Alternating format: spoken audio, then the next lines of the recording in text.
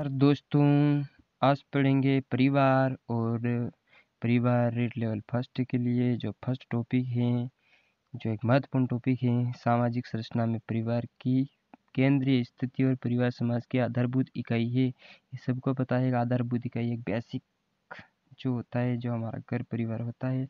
परिवार से ही समाज का विस्तार हुआ है। हम छोटे परिवार से निकल कर आज कुछ भी करते हैं तो वो एक समाज का विस्तार, जो एक बच्चे बच्चे क्या मतलब एक समाज के बारे में बताऊं तो समाज होता है हमारे जो एक एक पिताजी होंगे, उनके दो बच्चे होंगे, दो बच्चे चार बच्चे से 8, ऐसे कुछ बच्चे बढ़ते जाते हैं, जो उनकी शादी पे शादी होती है, जिससे समाज का विस्तार होता है।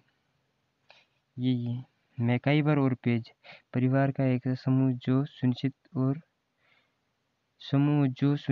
और स्थायी यौन संबंध द्वारा परिभाषित किया जाता है। जो हमारे बड़े होते हैं, हमारी सगाई वगैरह करवाते हैं, जो शादी होती है, शादी के बाद जो हम जो हमारे बच्चे होते हैं, तो हमें उन्हें पालने का एक मौका और उनका पालन पोषण, उनका खर्चा वगैरह जो है वो हमारे लिए मतलब एक अवसर प्रदान किया जाता है कि भाई ये कैसे खर्चा उठा सकता है और कैसा कुछ कर सकता है इसके जीवन में, जो इसे करना होगा जो करेगा भाई, तो एक अवसर प्रदान किया जाता है, ऐसा कहना है।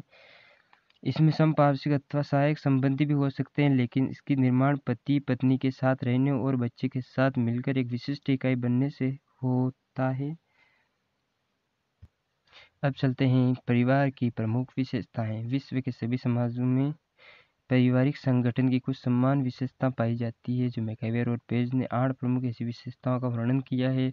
सार्वभौमिकता फर्स्ट विशेषता है। छोटे बड़े संगठन में परिवार की सबसे अधिक सार्वभौम है, जो प्रत्येक मनुष्य अपने जीवन में कभी न कभी किसी न किसी परिवार का सदस्य अवश्य बना रहा होगा और आगे भी बना रहेगा। ये तो स्वाभाविक सी बात है, हम भी किसी न किसी परिवार के सदस्य हैं और आगे भी रहेंगे। हम नहीं तो हमारे बच्चे रहेंगे, वो भी हमारे परिवार का एक सदस्य रहेंगे। भावात्मक आदर परिवार के सदस्य भावात्मक आधार पर एक दूसरे से घनिष्ठ रूप से संबंध रहते हैं। पति पत्नी के बीच घनिष्ठ प्रेम और संतान कामना की प्रवृत्ति पाई जाती है। जो एक पति पत्नी की ये मतलब जो एक इमोशन होता है कि भाई मेरा बच्चा हो और मैं भी ऐसे कुछ लाड़ प्यार करो, जो माता पिता एक चाहते हैं हमारा बच्चा हमें बहुत लाड़ प्यार करते हैं, जो एक प्यार देने का एक मौका होता है, वो प्यार देते हैं हमें। सदस्यों के प्रति प्रेम श्रद्धा और आदर के, जो हम छोटे हैं उनका हम आदर करते हैं, जो बड़े होते हैं उनका आदर करते हैं, छोटे होते हैं उनसे प्रेम करते हैं। श्रद्धा और आदर के भाव पाए जाते हैं, जो ऐसे बोला जाता है मतलब कि जो प्रेम श्रद्धा और आदर के भाव पाए जाते हैं। रचनात्मक प्रभाव जो परिवार व्यक्ति का प्रथम सामाजिक पर्यावरण है। परिवार व्यक्ति का प्रथम सामाजिक पर्यावरण है। बालकों के चरित्र का निर्माण में महत्वपूर्ण भूमिका निभाता है। चाहते हैं हम सभी लोग कि भाई हमारा बच्चा आगे कुछ मतलब अच्छा बने, जो कि मतलब चोर चकारी लूट लपाड़े ना करे, ऐसे मतलब चोर चकारी का काम ना करे। तो इसलिए हम उनका चरित्र बनाने की कोशिश करते हैं, जिससे मतलब एक संस्कार देना चाहते हैं कि भाई अच्छा काम कर तो तुम्हें आगे ज़िंदगी में भी मतलब एक अच्छा कार्य करोगे तो अच्छा कमा के खाओगे। इसलिए जो रचनात्मक प्रभाव के अंतर्गत और रखा जाता है और उनके व्यक्तित्व के निर्माण में योगदान देते हैं। कूले ने परिवार को मानव स्वभाव का संवर्धन गृह कहा है। चौथा पॉइंट है सीमित आकार। परिवार का आकार बहुत सीमित होता है।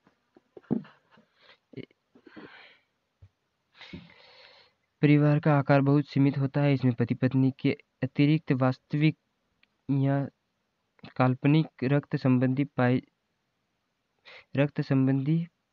पाए जाते हैं, जो सामाजिक संस्था के औपचारिक संगठन में परिवार के सबसे छोटा होता है। जो हमारे एक तो होता है बुआ बुई दादा दादी वगैरह, ये जो रक्त संबंधी पाए जाते हैं, लेकिन कोई दूर का रिश्तेदार वगैरह ऐसे कुछ तो मतलब एक काल्पनिक है। जो हमारे मामा मामी हैं, जो वहाँ पे एक कोई रिश्ता बना लिया भाई कि हमारे अच्छे बोलते हैं, हमने एक रिश्ता बना लिया कि वो मामा लगता है, वो लगता है, ऐसा कुछ तो वो इसे काल्पनिक बोल जाते हैं। छठा टॉपिक जो है कि कम से कम 2 भिन्न लिंग वाले वयस्क साथ रहते हैं उसे परिवार कहते हैं। सामाजिक संरचना में केंद्रीय स्थिति, इस सातवां सूर्य समास हूँ। छठा टॉपिक यही, सामाजिक संरचना में केंद्रीय स्थिति। सभी सामाजिक संगठनों में परिवार की केंद्रीय स्थिति होती है।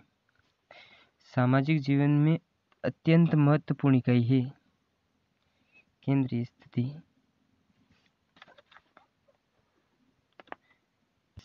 सामाजिक नियंत्रण, ये सातवां टॉपिक है। संसार के सभी विभिन्न भागों में पारिवारिक सामाजिक नियंत्रण के एक साधन के रूप में कार्य करता है। हिंदू विवाह के अधिनियम 1955 के आधार पर परिवार, जो हिंदू विवाह के अधिनियम ऐसा माना जाता है कि जो एक पति या पत्नी जीवित रहते हुए दूसरी शादी नहीं कर सकता है, और ये साधन काम भी करता है कि वो दूसरी शादी नहीं कर सकता। ये एक जो अधिनियम हिंदू विवाह अधिनियम के तौर पर जो 1955 में ये घोषित किया है, मतलब जो बनाया गया कानून हो कि भाई एक पति या पत्नी में से कोई भी मतलब दो जिंदा रहते हुए दूसरी शादी नहीं कर सकते। अगर वो एक मर जाता है तो उसके बाद दूसरी शादी कर लेते। बस स्वाभाविक सी बात है कि आज के माहौल में सब देखते हैं कि कोई एक मर जाता है, नहीं मरता तो भी मतलब बाहर देखते रहते हैं, ऐसा कुछ चलता है, मतलब लगी तो आप समझते हैं वो। परिवार की स्थायी और अस्थायी प्रकृति। परिवार की स्थायी और अस्थायी प्रकृति, ऐसा होता है कि परिवार एक परिवर्तनशील होता है, जो कि बूढ़े मरते हैं तो मतलब जो बूढ़े लोग होते हैं वो मरते ही हैं, स्वाभाविक सी बात है, मतलब उसके टाइम पूरा हो जाता है, उम्र पूरी हो जाती है तो वो मरते हैं। और जिसमें नए बच्चे पैदा होते हैं, वो जो रिक्त स्थान होता है उसकी पूर्ति वो बच्चे कर लेते हैं। तो ये तो परिवर्तनशील माना जाता है। लेकिन उसके साथ साथ जो स्थायी और अस्थायी रूप से माना जाए, लेकिन इसकी प्रकृति जो अस्थायी है, लेकिन ये एक स्थायी परिवार होता है। जो शहरों में होता है तो वो अस्थायी होता है, जो वहाँ पे रेंट वगैरह लेकर रहना पड़ता है। लोग भी कब कभार रेंट देकर कभी भाग जाए, इसलिए कोई उधार भी नहीं देता है उन लोगों को। उधार तो क्या है, स्वाभाविक सी बात है, कभी कभी रिश्ते में ऐसा होता है, कॉन्टैक्ट नंबर आजकल तो सब कॉन्टैक्ट में रहते हैं तो ऐसे उधार वगैरह मांग लेते हैं, वो होता है, सब स्वाभाविक सी बात है। बट जो एक अस्थायी इसलिए माना जाता है कि ये परिवार एक परिवर्तनशील भी होता है, और इसकी प्रकृति जो अस्थायी है, लेकिन ये जो परिवार है जो स्थायी होता है। जैसे गांव में जाओ तो वहाँ पे घर होते हैं, तो किसी से उधार लेने जाओ तो वो उधार मांगने आए तो कहता है भाई मैं घर थोड़ी बेल ठोक के ले जाऊंगा भाई, क्या ऐसे बोल देते हैं। तो वो फिर मतलब जो उधार वगैरह, ये जो एक स्थायी होता है कि हमारा घर है, यहाँ पे हम निवास करते हैं, हमारा गाँव है या शहर है, जो तो इसकी प्रकृति जो अस्थायी है। सदस्यों का उत्तरदायित्व होता है।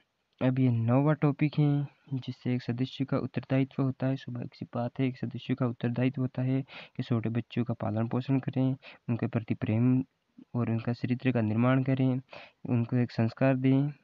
ये सब उसके अंतर्गत आता है, सदस्यों का उत्तरदायित्व होता है।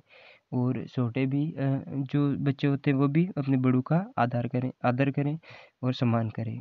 वैवाहिक संबंध के तौर पर जो देखा जाए तो वैवाहिक संबंध जो होता है, मतलब एक रिश्ता वगैरह, मतलब एक समाज जो अनुमति देता है कि हाँ ये शादी कर सकता है, और उसके बाद उसे मारना नहीं है, लेकिन जो चाहे वो बच्चे पैदा कर सकता है। ये एक मतलब एक अनुमति देता है कि जो कि हाँ इसका विवाह संबंध, मतलब जो विवाह कर सकते हैं, और उसके बच्चे वो पालन पोषण करे, अच्छा काम करे, तो उसके मतलब ऐसा वैवाहिक संबंध के तौर पर एक ही कि जो मान लिया जाता है, मतलब कि हाँ इसका विवाह हो गया। और वैवाहिक में जो सब लोग उपस्थित होते हैं वो सब इस तौर पर गवाह भी हो जाते हैं, मतलब कि वैवाहिक संबंध के तौर पर उसे एक अनुमति देते हैं कि भाई तेरी अब एक विवाह है, उसके बाद बच्चे हैं, उनके घर एक परिवार हो जाएगा। आर्थिक स्थिति, आर्थिक व्यवस्था, ये 11वां टॉपिक है, आर्थिक व्यवस्था वाला। आर्थिक व्यवस्था जो बच्चे होते हैं परिवार में, एक पत्नी होती है तो उनका खर्चा वगैरह, तो आर्थिक व्यवस्था जो करते हैं वो पति कर सकते, ये स्वाभाविक से आजकल तो स्वाभाविक है कि मतलब कि पत्नी भी करती है, जो कार्य करती है, तो जो आर्थिक व्यवस्था एक बनी रहती है, तो इसे खर्चा वगैरह चलाना वो ऐसा एक आर्थिक व्यवस्था करते हैं। और वंश नाम, अब पितृवंश नाम भी होता है और मातृवंश नाम भी। अगर शादी करके पिता ले जाए तो पिता का वंश का नाम जो एक नाम है जो वो लगेगा पीछे। अगर माता ले जाए तो मातृवंश नाम लगेगा, जो माता पहले से उनके परिवार में जिस वंश में ही उस वंश का नाम लगा दिया जाता है। ये हो गया 12 टॉपिक। नमस्कार।